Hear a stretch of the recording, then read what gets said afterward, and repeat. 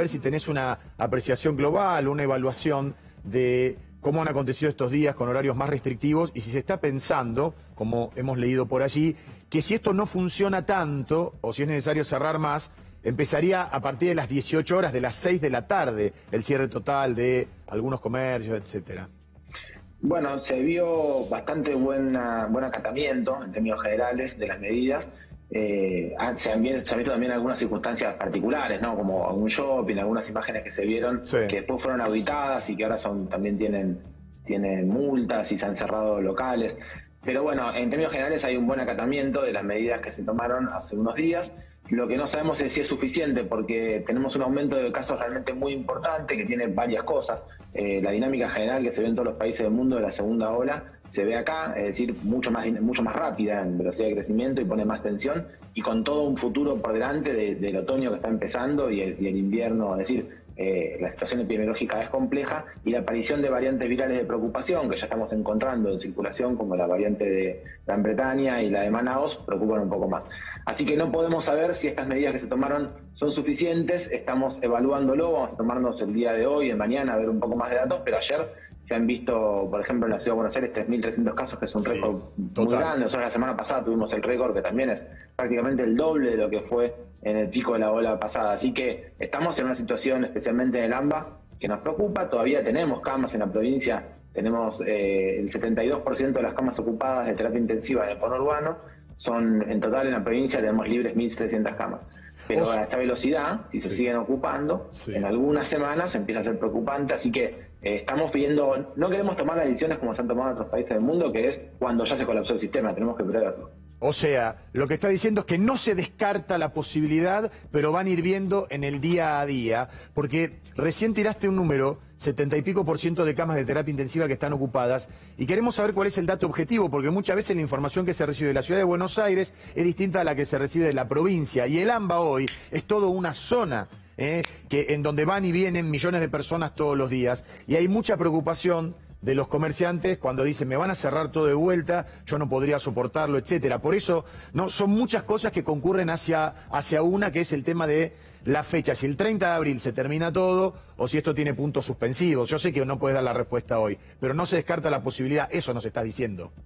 No, no se descarta la posibilidad, la verdad que la dinámica es muy preocupante, es mucho más rápida que el año pasado, que por supuesto había muchas restricciones, pero además partimos de la base del año pasado de algunos viajeros que llegaron de afuera. Hoy arrancamos de miles de personas contagiadas, entonces la velocidad es exponencialmente mucho mayor.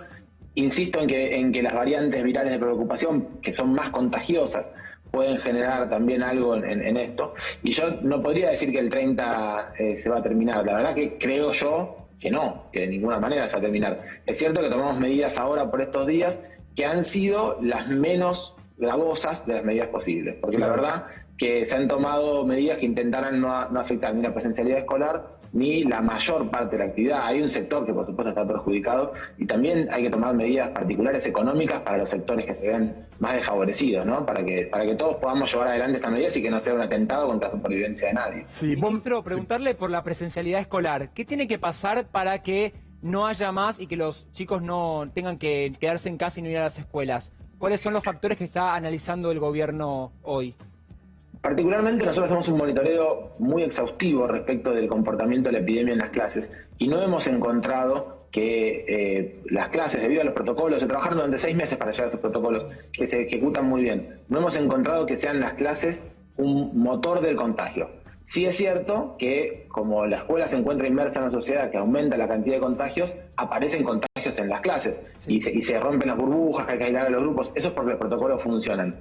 Pero si nosotros encontráramos en algún caso que las escuelas son el motor de los contagios, entonces la medida tendría sentido de que sea particularmente sobre la educación. Como no lo es, y como es toda la sociedad la que está siendo contagiada, entonces tiene sentido reducir la actividad en toda la comunidad en particular, pero no contra un solo grupo, porque no va a generar efectos epidemiológicos muy serios. Claro, a ver, con referencia a lo que estás diciendo me parece muy importante porque cuando hablamos de presencialidad, tema que introdujo Guido, papás, mamás, los chicos, enseguida escuchan con atención. Claro, porque el ministro Trota habló hace un poquito más de una hora y dijo algo que me parece muy importante. El virus no es que circula en el interior de los establecimientos educativos, sino que El problema es de aquellos que llegan al colegio, que vienen en transporte, y ahí sí, el bicho está dando vuelta, y donde se rompe un poco más el aforo o el protocolo. ¿Coincidís con esto? Sí, es cierto que los protocolos son cuando se ejecutan bien y en las escuelas, ustedes saben, hay toda una tradición de llevar adelante reglas, es básicamente Exacto. un lugar de muchas reglas. Entonces, bueno, los aforos son más pequeños, hay ventilación, hay una serie de cuidados que se llevan muy bien adelante en la escuela. Pero la escuela está inmersa en una sociedad, que la gente viaja, se junta afuera, los chicos se encuentran entre ellos, todo eso produce aumento de los contagios. Entonces, la escuela, como toda actividad de circulación de las personas en la provincia de Buenos Aires, son 5 millones de personas vinculadas entre los estudiantes y sus familias a la escuela. Es decir, es muy amplio este movimiento, genera más movimiento en la sociedad que aumenta los casos. Por eso es que el año pasado se lo cuidó mucho, se trató de restringirlo, pero este año se volvió a clases con mucho cuidado y el objetivo no es tomar una medida que solo con la escuela, porque no podría producir un descenso de los contagios, solo la escuela. Ahora, si se tomaran medidas generales, en donde se reduce la actividad general, que se reduzca la actividad escolar, tiene sentido. Bueno, sí. Ayer se reunieron muchos infectólogos con Carla Bisotti y estuvieron hablando justamente de este tema, pero se hablaba de la posibilidad de que cierren 15 días, que volvamos todo a fase 1. O sea, ¿eso es probable, volver a fase 1 por 15 días? Se ha visto en muchos países del mundo. Cuando la dinámica de las curvas genera este movimiento que estamos viendo ahora, donde hay un crecimiento que va cerca del 50% por semana, esto no tiene un techo, no es que nosotros llegamos al techo, podríamos seguir subiendo esta velocidad mucho más. En todos los países del mundo no se tomaron medidas drásticas precozmente, se tomaron tardíamente con las consecuencias que tiene el sistema de salud.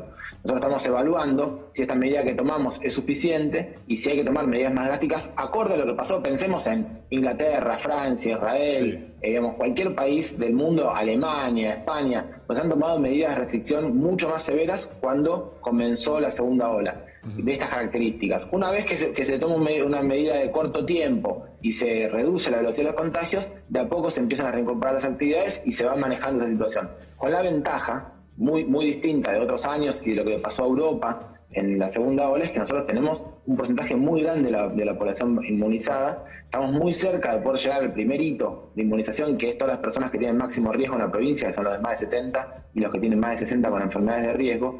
Y eso 2 o 3 semanas después empieza a tener impacto en la producción de anticuerpos y en las defensas de las personas. Ya empezamos a ver los primeros indicios que hablan que esta población se contagia menos que el resto de las poblaciones. Ajá, No nos exime, no nos saca de la pandemia, pero es un horizonte distinto. Seguro.